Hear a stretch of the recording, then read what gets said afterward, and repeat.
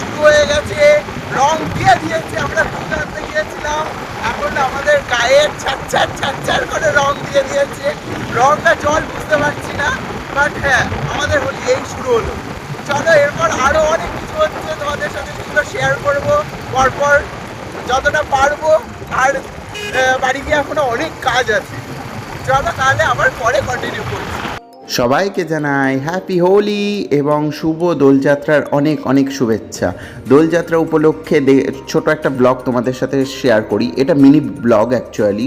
আর এটাতে প্রথমেই দেখতে পাচ্ছ আমরা আবির খেলার আগে সেই জিনিসটা তৈরি করছি খাওয়ার জন্য, যে জিনিসটা এভরিথিং এখন হয়তো সমস্ত বন্ধুরা বা সমস্ত পরিবারেই এটা কম বেশি খাওয়া হয়, কিন্তু এটা তৈরি করতে প্রচুর সময় লাগে। মানে আমার তো রীতিমতো মানে অপেক্ষাটা শেষ হচ্ছিল না, কারণ এই যে এক এক করে জিনিসগুলো দিয়ে কন্টিনিউয়াসলি সেটা তৈরি করা, আর এই যে অপেক্ষাটা করা সত্যি মানে আমার পক্ষে খুব কষ্টকর, কারণ আমি এত অপেক্ষা করতে পারি না কোনো জিনিসের জন্য।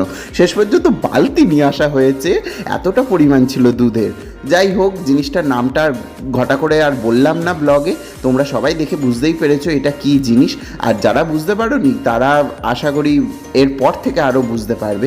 যাই হোক, আমরা তো খুব লাইট মিশিয়েছি, আমাদের কিছুই হয়নি, কিন্তু খাওয়া দাওয়ার পর আমরা আর কেউই ছিলাম না মানে ওই জায়গায়। আমরা যে যার মতো স্নান খাওয়া দাওয়া করে কিছুটা ঘুমিয়ে নিয়েছিলাম, কারণ সন্ধ্যাবেলা ছিল আমাদের পিকনিক, যেটা তোমরা এখন দেখতেই পাচ্ছ। সব জোগাড় হয়ে গেছে, মাছ ভাজা চলছে।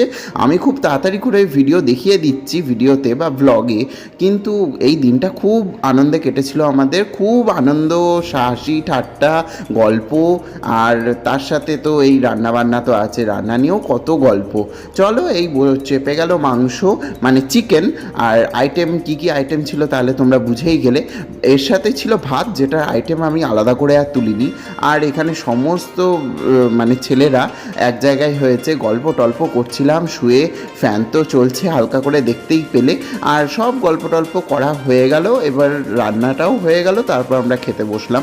এখানে সবাই মোটামুটি সার্ভ করেছে, মানে আমি বাদে। অ্যাকচুয়ালি আমি সবার পরিষেবাটা নিয়েছি, মানে নেওয়ার জন্যও তো একজন থাকতে হবে না। আর এদিকে সোনুদা মুখে আলো মারছে, কারণ এদিকটায় আলো পাওয়া যাচ্ছিল না বলে আমরা আলো জ্বালিয়ে আর কি খাবারটা খাচ্ছিলাম। দাদা সার্ভ করছে, কারণ দাদার আগে খাওয়া হয়ে গেছে, ওই জন্য দাদা একটু সার্ভ করে দিচ্ছে।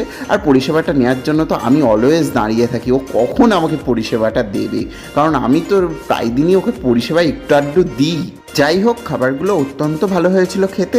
আর হোলির দিন আমাদের এইভাবেই কেটেছিল খুব আনন্দের সাথে।